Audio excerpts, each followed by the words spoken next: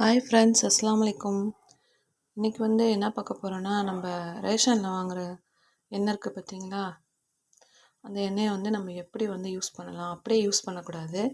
அது என்ன பண்ணணும்னா, அந்த ரேஷன் எண்ணெயை எப்படி பண்ணணும் அப்படின்றத இப்போ நான் உங்களுக்கு சொல்ல போகிறேன். பாருங்கள், இது மாதிரி பண்ணிங்கன்னா இந்த பனி சீசன் நம்மளுக்கு அது கட்டி ஆகாது.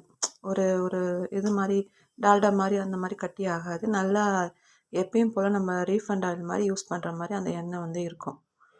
சரிங்களா? இப்போ அதை பார்க்கலாமா எப்படி செய்யலான்ட்டு. ஃபஸ்ட்டு அடுப்பில் கடாய் வச்சுக்கிறோம். கடாயை வச்சுட்டு இந்த எண்ணெயை நம்ம பிரித்து அதில் ஊற்றணும். ஓகேவா? பாருங்கள், இந்த மாதிரி எண்ணெயை நம்ம ஊற்றிட்டு நல்லா ஃபுல்லில் வச்சு விட்டுடணும். ஃபுல்லாக வச்சு விட்டுட்டு நல்லா அது கொதிக்கும்போது நம்ம என்ன பண்ணணும், இந்த புளி தான் மெயின்.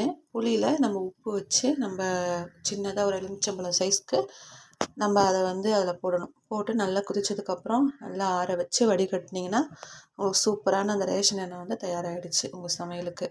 சில பேர்த்துக்கு கொலஸ்ட்ரால் அதிகமாக இருக்கும், ஒத்துக்காது. ஆனால் இந்த ரேஷன் எண்ணெய் அவ்வளோ ஒரு நல்ல ஒரு ஆயிலாக இருக்குது நம்மளுக்கு. ஆனால் அது நிறைய பேர் அதை யூஸ் பண்ண மாட்டேங்கிறாங்க. ஆனால் அது யூஸ் பண்ணுங்கள், ரொம்ப நல்லது.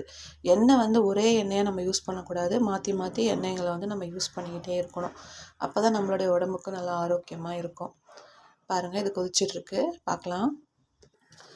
இந்த எண்ணெய் கவரை தூக்கி போட்டுறாதீங்க. இது நீங்கள் என்ன பண்ணுங்கள்,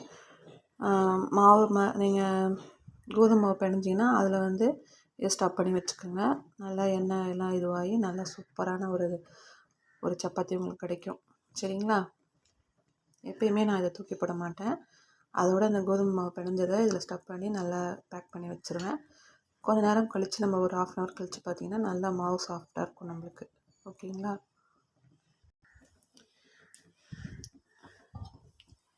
எண்ணெய் நல்லா கொதித்து வரும்போது நம்ம என்ன பண்ணணும், இந்த புளி இருக்குது பார்த்திங்களா, அந்த புளியை நல்லா இப்படி பண்ணிவிட்டு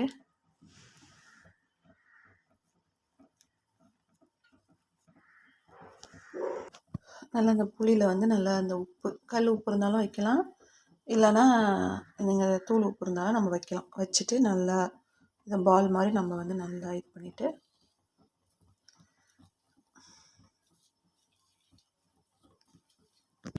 நல்லா பால் மாதிரி இது பண்ணிவிட்டு இந்த கொதிக்குது பாருங்கள் எண்ணெய், அந்த எண்ணெயில் நம்ம இதை போட்டுற வேண்டியதான். போட்டு நல்லா